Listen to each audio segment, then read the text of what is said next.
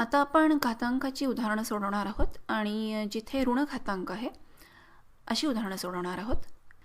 पहिलं उदाहरण आहे 9चा उणे 4 घातांक ही संख्या 3 पाया असलेल्या घातांकित संख्येच्या रूपामध्ये लिहा. म्हणजे आता आपल्याला कुठली संख्या दिली आहे तर 9चा उणे 4 घातांक. आता इथे पाया कुठला आहे? पाया आहे 9. मग 9 ही संख्या 3 पाया असेल अशी लिहिता येईल का? तर लिहिता येईल. 3 त्रिक 9 म्हणजे 3चा वर्ग हा 9 आहे. म्हणजे 9ऐवजी 3चा वर्ग असं लिहिता येईल आणि मग असं दिसेल 3चा वर्ग आणि त्याचा उणे 4 घात. आता आपल्याला असा नियम माहिती आहे की जेव्हा घातांकाचा घातांक असतो त्यावेळेला आपण काय करतो की आपण दोन्ही घातांकांचा गुणाकार करतो. मग आता इथे 2 आणि उणे 4 यांचा गुणाकार करूया. बेचोक 8 आणि 4 ही ऋण संख्या आहे म्हणजे आपलं उत्तर पण ऋण असणार आहे. म्हणजेच आपलं उत्तर आलं 3चा उणे 8 एवढा घातांक. आता याच्यासाठी कोणता नियम वापरता येईल तर एचा ऋण एम घातांक बरोबर 1/aचा एमवा घातांक. म्हणजेच 3चा उणे 8 घातांक ही संख्या जर अंशामधून छेदामध्ये गेली तर ते असं दिसेल 1/3चा 8वा घातांक.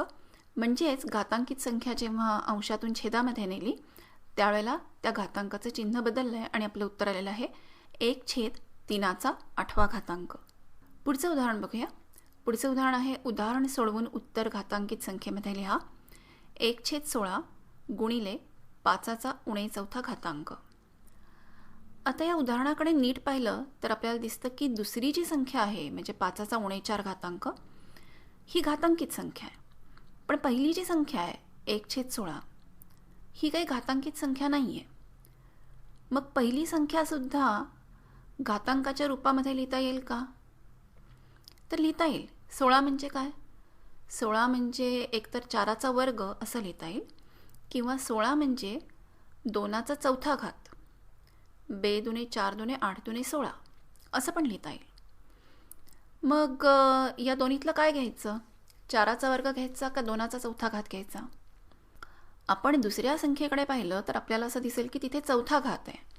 मग त्यामुळे पहिली संख्यासुद्धा 2चा 4था घात अशीच लिहूया. म्हणजे दोन्हीकडे जर घातांक सारखा असेल, सारखाच अंक घातांक म्हणून असेल तर गणित सोडवायला जरा सोपं जातं. म्हणून मी 4चा वर्ग घेण्याऐवजी 2चा 4था घात असं घेतलेलं आहे. म्हणजे आता माझं गणित कसं झालं आहे? 1/2चा 4था घात गुणिले 5चा उणे 4था घात. मग आपल्याला नियम माहिती आहे एचा उणे एम घातांक बरोबर 1/aचा एमवा घातांक. म्हणजेच 2चा 4था घातांक हा जर छेदातून अंशात आला तर असं दिसेल 2चा उणे 4था घातांक गुणिले 5चा उणे 4था घातांक. आता बघा दोन्ही ठिकाणी दोन्ही संख्यांमध्ये जो घातांक आहे तो अगदी एकसारखा आहे. अशा वेळेला आपण काय करतो? पाया भिन्न आहे आणि घातांक सारखा आहे आणि गुणाकार असेल तर आपण असं करतो एचा एमवा घातांक गुणिले बीचा एमवा घातांक बरोबर एबीचा एमवा घातांक. म्हणजेच हा नियम वापरून मला काय मिळेल? 2 गुणिले 5 याचा उणे 4था घातांक आणि 2×5 10 म्हणजेच 10चा उणे 4था घातांक. 10चा उणे 4था घातांक आहे म्हणजेच वरचा अगदी पहिला नियम आहे तो वापरून मला काय लिहिता येईल? 1/10चा 4था घातांक. अंशामधली संख्या छेदामध्ये आलेली आहे त्यामुळं घातांक झालेला आहे +4. म्हणजेच माझ्या गणिताचं उत्तर आलेलं आहे 1/10चा 4था घातांक. अजून एक उदाहरण सोडवूया. उदाहरण सोडवून उत्तर घातांकित संख्येमध्ये लिहा. 7/2चा 3रा घातांक गुणिले उणे 2चा 3रा घातांक.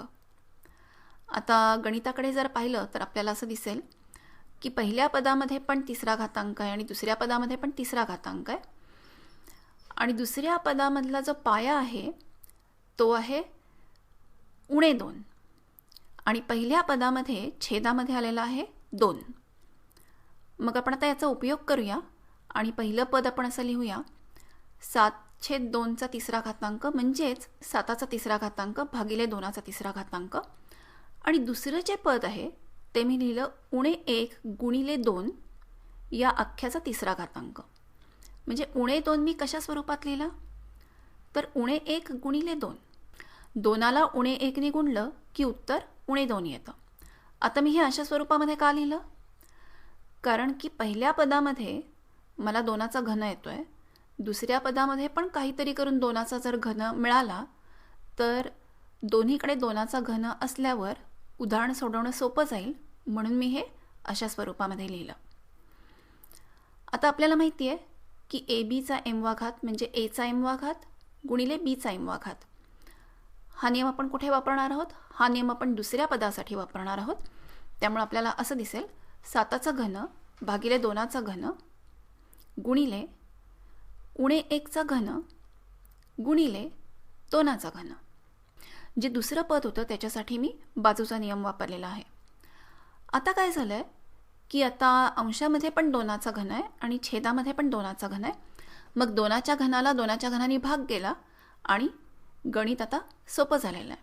म्हणजे आता कसं दिसतं, तर 7चा घन गुणिले उणे 1चा घन. आता बघा इथे काय आहे, इथे घातांक समान आहे आणि पाया वेगळा आहे. त्यावेळेला आपण काय करतो, A m वा घात गुणिले B m वा घात बरोबर AB m वा घात. मग आता आपण हा नियम वापरूया. म्हणजे आपल्याला असं दिसेल 7 गुणिले उणे 1 याचा घन. 7 गुणिले उणे 1 म्हणजेच उणे 7 म्हणजे उणे 7चा घन. म्हणजे आपलं उत्तर आलेलं आहे उणे 7चा घन. याची पुढे किंमत काढता येऊ शकेल, उणे 7चा घन काढता येऊ शकेल, पण आपल्याला त्यांनी विचारलेलं नाही आहे. आपल्याला उत्तर फक्त घातांकित संख्येमध्ये लिहायचं आहे. त्यामुळे आपलं उत्तर आहे उणे 7चा घन. तर अशा प्रकारे दोन्ही पदांमध्ये काय समान गोष्टी आहेत ते शोधायचं आणि त्यामुळे कुठे भाग जातो आहे का, कुठे सारखा घातांक येतो आहे का, असं बघायचं आणि असं करत गणित सोपं करत न्यायचं आणि असं करत करत ते पुढे सोडवायचं.